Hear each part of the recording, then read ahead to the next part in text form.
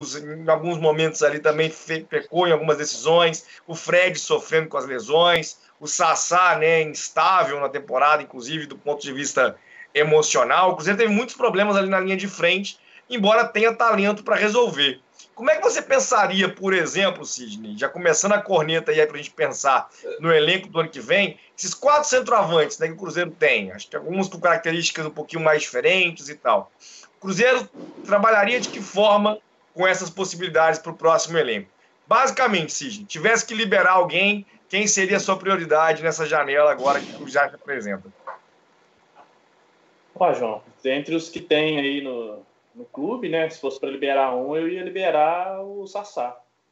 Ficou muito tempo machucado aí, esse ano foi muito mal. No jogo aí teve chance clara lá e demorou muito para chutar. Se tiver chutado um pouco antes, igual a gente viu nos melhores momentos, o Cruzeiro teria abrido o placar, né? Aberto o placar.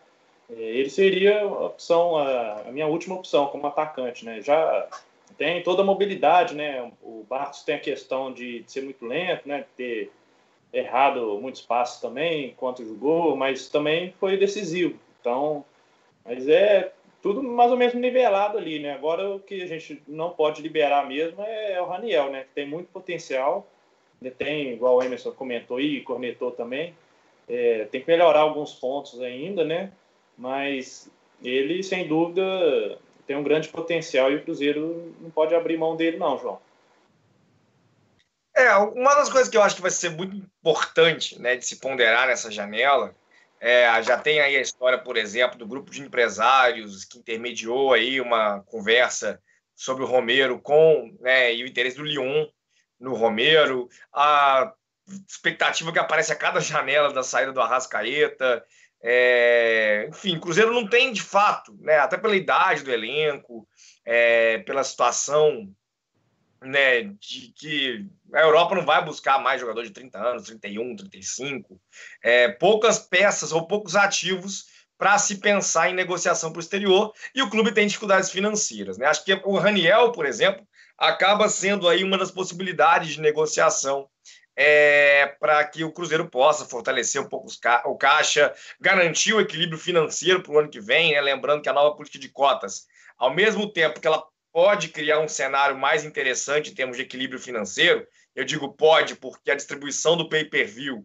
tende a valorizar muito Flamengo e Corinthians e eles estão recebendo uma verba um pouquinho maior via canal via assinatura, né, via o serviço de streaming do futebol, então talvez ali acabe atrapalhando a compensação que a TV aberta e a TV fechada vão garantir aos clubes, mas mesmo independente da distribuição, o Cruzeiro tem um novo desafio, que é receber 40% da verba de TV no início do ano, né? Normalmente você recebe 100%. No ano que vem, não. A parte de transmissão ela vai sendo dada à medida que os jogos foram sendo transmitidos, se não me engano, trimestralmente, a partir do início do Brasileirão, e a de colocação é só no final do ano, né, quando o time tiver a colocação. Então, há um enxugamento de verba importante no início do ano para o Cruzeiro, né, pensando em TV, eventuais adiantamentos que a diretoria pode ter feito, empréstimos, juros a pagar, enfim, a venda de jogadores é um ativo importante para o futebol brasileiro, exportador de pé de obra, uma expressão que surgiu aí para falar do comércio no futebol. E aí, Emerson, ponderando um pouco, também queria ouvir você sobre a questão do ataque, né? Porque a minha opinião, né, pensando nos 4 nomes para o ataque, a minha liberação seria do Barcos, pensando no contrato, que está para terminar, né, 6 meses, né, já alocar o Barcos no outro clube, pensando que o Barcos, né, agrega em termos de desempenho, em termos de dinâmica de jogo, algo mais próximo ao que o Fred entrega. Então, acho que o Raniel é um jogador mais diferente, o Sassá também um jogador mais diferente, e aí o Barcos acaba sobrando um pouco, mas talvez a permanência do Barcos acabe sendo necessária, por exemplo, numa negociação, ou do Sassá ou do Raniel, não é mesmo? Pois é, João. Eu penso parecido com você com relação ao atacante. Inclusive, se eu fosse para fazer uma ordem de preferência, de qual eu acho que do melhor para o pior, para mim o melhor atacante que o Cruzeiro tem é o Fred, ele vai iniciar a temporada como titular. Eu acho que mesmo que ele tenha perdido velocidade, que é natural pela idade, tecnicamente nos jogos que ele fez, especialmente os últimos jogos após a lesão, a gente vê que ele é um jogador tecnicamente muito acima da média.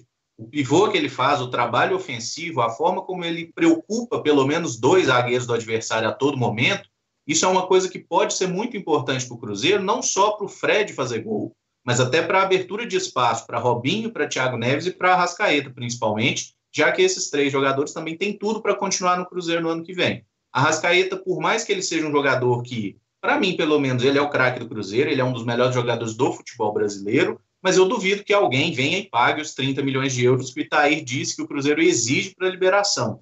E mesmo com 30 milhões de euros, quando a gente olha o percentual que o Cruzeiro tem, que a gente só tem 25% dos direitos do jogador, é apenas 7 milhões e meio de euros. Então, se a gente vende o Arrascaeta por esse valor, que é um valor alto para o mercado como um todo, a gente pega um valor muito baixo nessa história e seria muito complicado repor o Arrascaeta. Por isso, eu realmente não imagino que o Cruzeiro sequer cogite vendê-lo por menos que isso, até porque certamente não ia ter dinheiro nem para trazer uma reposição. Então eu espero e acredito que o Arrascaeta fique pelo menos até o meio do ano, porque no meio do ano que a janela europeia é mais aquecida, né, que tem mais negócios. Com relação ao atacante, eu liberaria o Barcos, eu acho que tecnicamente ele é quem tem menos a agregar ao nosso time, porque ele tem a característica parecida com o Fred, mas ele é tecnicamente bem inferior ao Fred, né? Ele não é um jogador do mesmo nível, ele é um jogador de um nível abaixo, até já foi um centroavante muito bom, só que o Barcos hoje, com todo respeito, e eu gosto dele como pessoa, até ele me parece um cara muito correto, quando ele está correndo, ele está andando. O Barcos ele perdeu velocidade de uma forma muito grande, ele não consegue dar dinâmica ao ataque do Cruzeiro. O Fred consegue fazer isso, até porque ele consegue fazer a bola correr um pouco mais. Então eu abriria a mão do Barcos, mas parece que pelo andar da carruagem, as especulações que têm surgido, a ideia da diretoria do Cruzeiro seja mais na questão que o Sidney apontou, né, do Sassá ser o atacante a sair, até porque ele é o cara que tem mais proposta, e pelo Barcos eu não vi nenhum clube ter se interessado de fato por ele, nenhum rumor até agora. É apenas o primeiro dia, né, após a temporada, então pode ser que muita coisa aconteça. Eu, se tivesse poder de decisão, abriria mão do Barcos, até pelo contrato até o meio do ano apenas, mas hoje, pelo cenário, eu acho que a maior chance é do Sassá sair do clube, né? Eu nem concordo, mas acho que vai acontecer.